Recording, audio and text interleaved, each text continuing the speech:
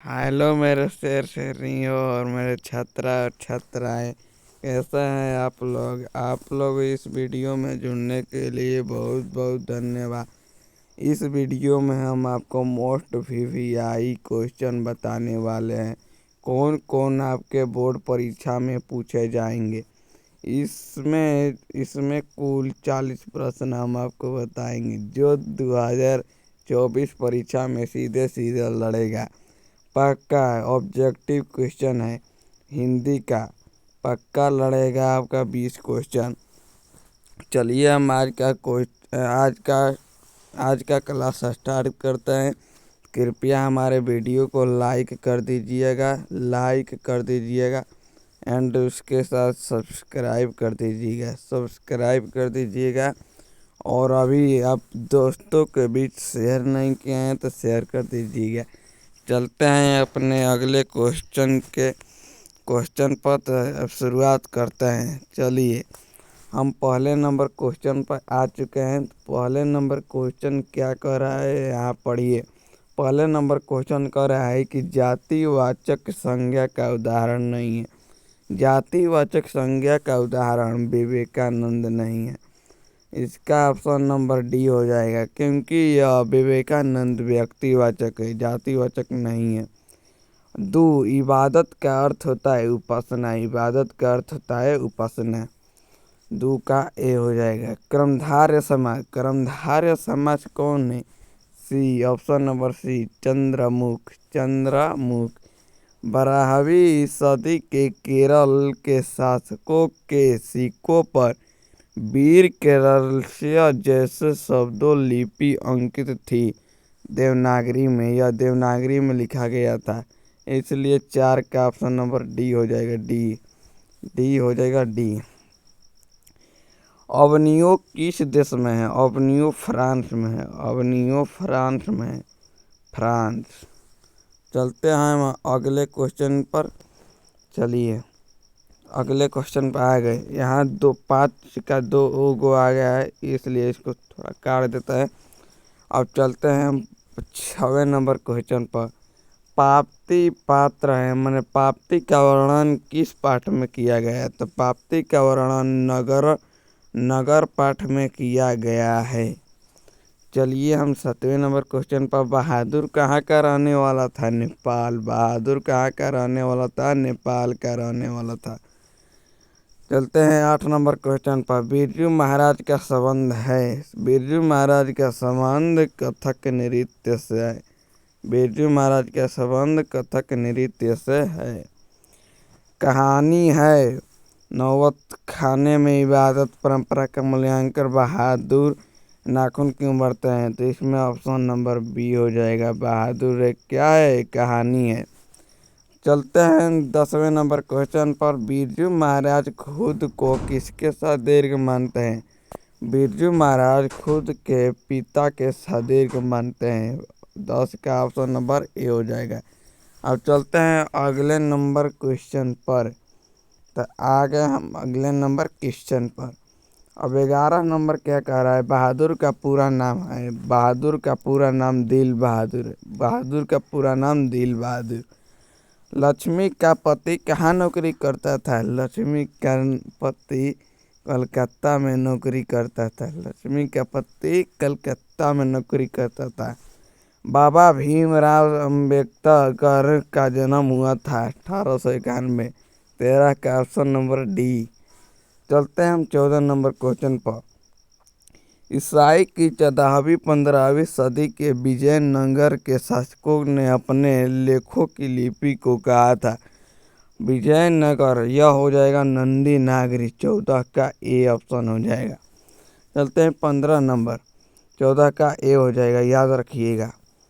चलते हैं 15 नंबर। निम्नलिखित में से संज्ञा का भेद है। संज्ञा का भेद है, तो संज्ञा का भेद व्यक्तिवाचक है। कौन है? व्यक्तिवाचक। भेद है व्यक्तिवाचक। चलते हैं अगले नंबर क्वेश्चन पर। तो अगले नंबर क्वेश्चन पर आ गए।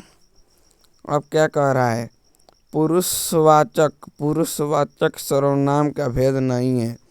पुरुषवाचक सर्वनाम का भेद नहीं है। उत्तम पुरुष है, उत्तम पुरुष है, मध्यम पुरुष है, अन्य पुरुष है।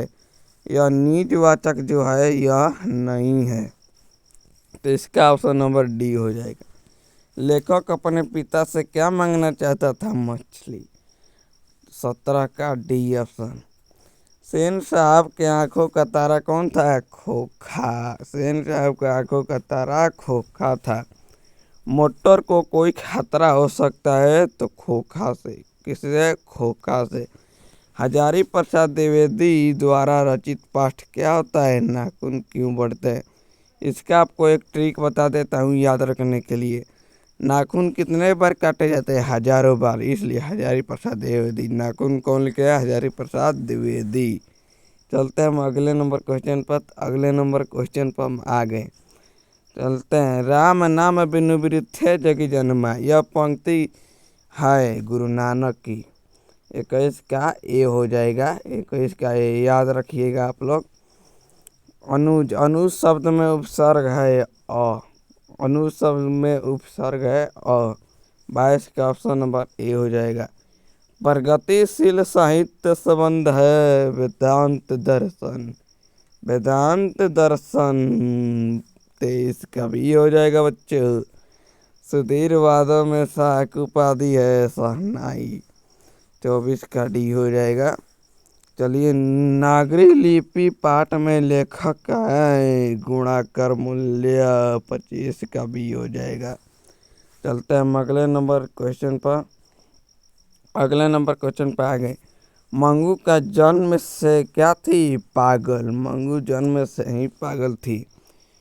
जहाँ दोनों पद प्रधान हो उसे क्या कहते हैं? द्वंद्व समास। जहाँ दोनों पद प्रधान हो उसे द्वंद्व समास कहते हैं। शुद्ध वाक्य है रोटी ताजी है। शुद्ध वाक्य है रोटी ताजी है। रोटी ताजी है। कविता नहीं है। कविता नहीं है। कविता अभिनयो कविता नहीं है। बाकी स्वदेशी कविता है, हमारी नींद कविता है, भारत माता कविता है। और सेन साहब की कार की कीमत क्या थी? 7,500। 7,500। चलते हैं अगले नंबर क्वेश्चन आ गए। सर्वनाम के भेद हैं। सर्वनाम कितने प्रकार के होते हैं? तो याद रखिएगा, सर्वनाम 5 प्रकार के होते हैं। सर्वनाम 5 प्रकार के। फिर धरती कब तक घूमेगी? पाठ के लेखक कौन है? सावरदैया। सावरदैया। नाखून का प्रतीक है पाशवी विभूति, मैंने पशु के समान। और ज़्यादा नाखून बढ़ जाता है तो पशु के समान हम लोग क्या लगने लगते हैं। विशेषण की विशेषता बतलाता है परिविशेषण। जो परिविशेषण है वह विशेषण की क्या बतलाता है? विशेषता। कर्मधारय समास नहीं है।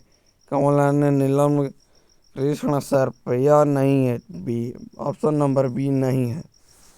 चलते हम अगले नंबर क्वेश्चन पर आ गए कि सर्वनाम के भेद हैं। सर्वनाम का भेद वहीं वाला आगे के जी।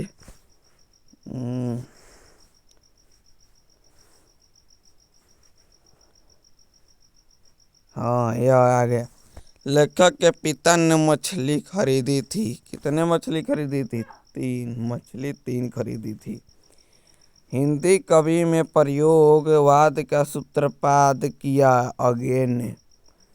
अगेन किया था। द्वितीय विश्व युद्ध में परमाणु बम गिराया गया था जापान पर। जापान पर परमाणु बम गिराया था। दहते विश्वास कहानी का प्रमुख पात्र है। दहते विश्वास। दहते विश्वास हो जाएगा लक्ष्मी। लक्ष्मी पात्र थी। जतुमर उदाहरण है। व्यंजन। व्यंजन उदाहरण है। चलते हम अगले नंबर। अब समाप्त हो गया क्वेश्चन। आज का 40 को क्वेश्चन आपका पूरा हुआ। आपको कैसा लगा आप इस वीडियो के कमेंट सेक्शन में बताइएगा। यह मोस्ट वीवीआई क्वेश्चन आपको कैसा लगा है? हिंदी का मोस्ट वीवीआई क्वेश्चन कैसा लगा है? आप हमारे कमेंट सेक्शन में कमेंट कर दीजिएगा। प्लीज़ आप लोग क्लास को लाइक नहीं किए हैं तो लाइक कर दीजिएगा और अभी तक आप लोग सब्सक्राइब करके बेल आइकन को नहीं दबाएं तो बेल आइकन को दबा दीजिए, क्योंकि आपके पास हर वीडियो का नोटिफिकेशन पहुँचे। चलिए आज का वीडियो यहीं पर समाप्त करते हैं। मिलेंगे हम अगले वीडियो में।